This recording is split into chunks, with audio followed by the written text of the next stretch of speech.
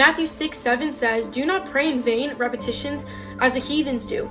The Our Fathers from the Bible, the Hail Marys from the Bible. Would this girl say that if you pray prayers that are found in the Bible, is that vain? Is praying the Our Father vain when you pray it 10 times? Is praying the Hail Mary vain when you pray it 50 times? Because they both come from Scripture. Can anything that comes to 9, Jesus says, do not pray like the heathen do. That's what he said. Repeating prayers thinking that they'll be heard because of their many vain words. Jesus does not condemn repetition. If Jesus condemned repetition, you would have to condemn the book of Psalms, because all over the book of Psalms, what do you see? You see repetition. You see repetition all over in the book of Psalms, because the book of Psalms is meant to be prayed. Also in the book of Revelation, the angels that are praying over and over again, holy, holy, holy is the Lord. And even Jesus himself prayed repetitive prayers as Jesus was in the Garden of Gethsemane awaiting to be arrested and to go into his passion. The Bible tells us that he repeated the same prayer over and over again. Jesus specifically says, don't pray like the heathens. Were the heathens praying the rosary and meditating on the life and death and resurrection of our Jesus Christ? Is that what the heathens were doing? Were the heathens doing that? Is that what Jesus is referring to? Was Jesus saying, don't meditate on my life? Don't think about the incarnation and me living a full life as into adulthood and then dying for the sins of the world? Is that what Jesus was saying? No, that's not what Jesus was saying. We actually know what Jesus refers to, because we know that at the time in the Greco-Roman world, when Jesus...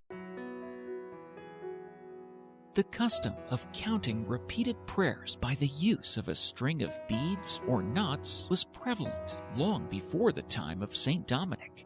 By at least the 9th century, monks were reciting all 150 psalms, at first every day, but later every week as part of their prayers and devotions. The Albigensian heresy, which maintained that all material creation was evil, had made alarming inroads among the population in France and other countries. Tired and weary, one night he implored Mother Mary to show him how to lead the misguided people back to the church. One night, Mary herself appeared in front of Dominic.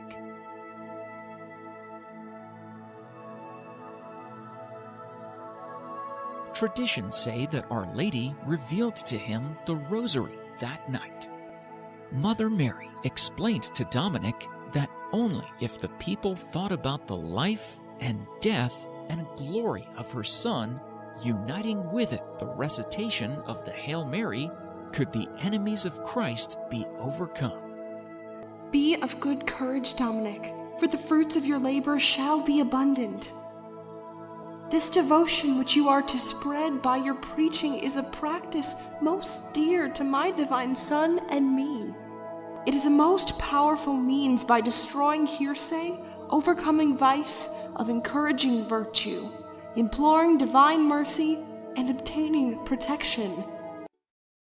In 1570, Christian Europe was weak and divided, with frequent religious wars and persecution. The Turks were the biggest enemy of Europe during those times, and they were planning an attack. Their army camped at the Greek city of Lepanto. They were ready to attack at any moment now.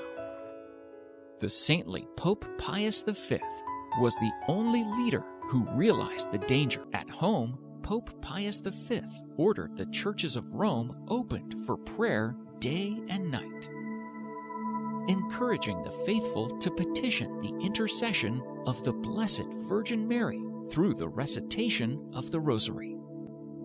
At sea, the fighters also said the Rosary every day. The whole fleet was dedicated to Mary.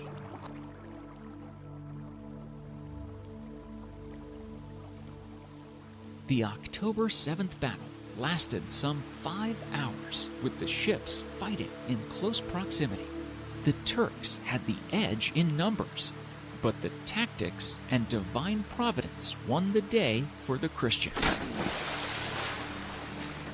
Stories are told that Pope Pius was conducting business in the Vatican while the battle raged, and at one point dispensed with what he was doing and announced that the Holy League had won. Soon, the Pope added a feast day Our Lady of Victory as an obligatory memorial to the church calendar